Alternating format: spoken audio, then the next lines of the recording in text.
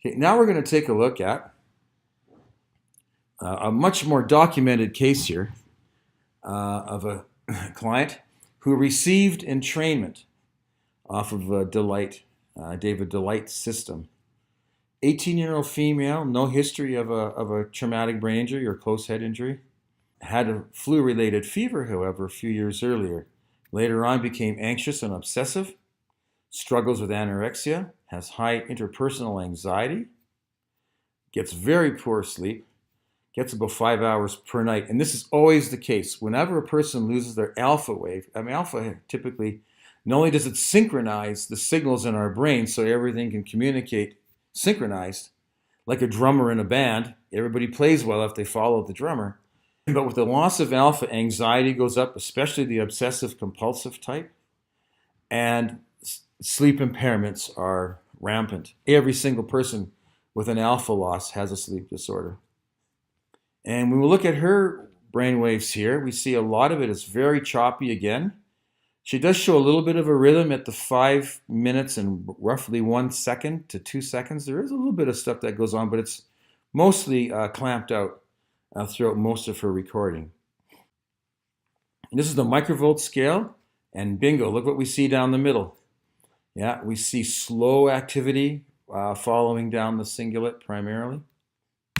On the database, we see the alpha is lost at 10 hertz. That's where it should be, and that's where it's particularly low.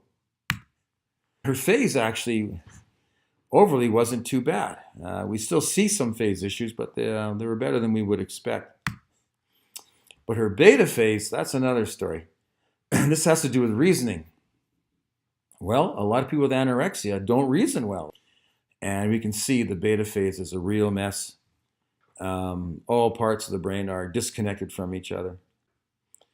Put her on entrainment and flashing the lights now. We're using 10 hertz on one side, on the left side, and randomized 20 hertz on the right-hand side.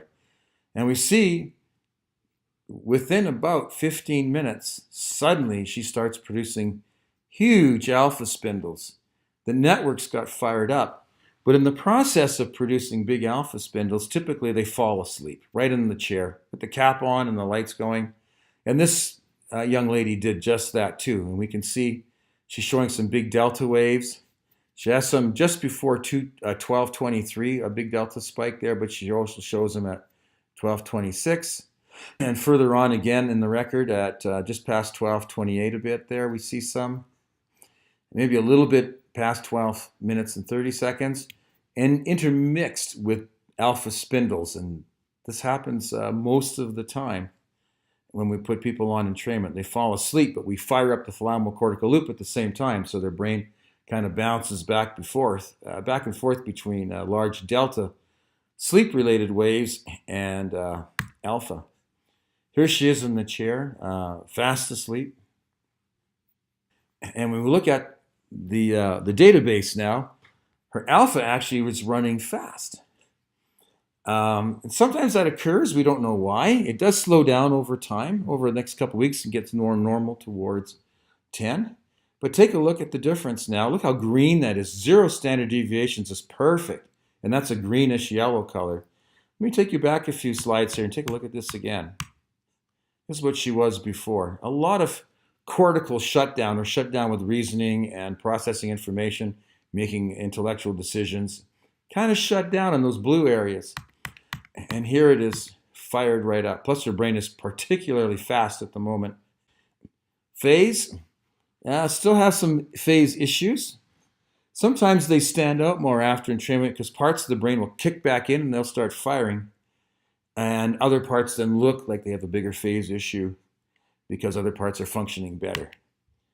But this is her not long after. She put on weight. Her anxiety is gone. She slept 10 hours the first night. And she's been sleeping 8 hours a night ever since. This is called an SCL-90R, or Symptom Checklist 90R. There's 90 questions. And you can see it measures these different scales.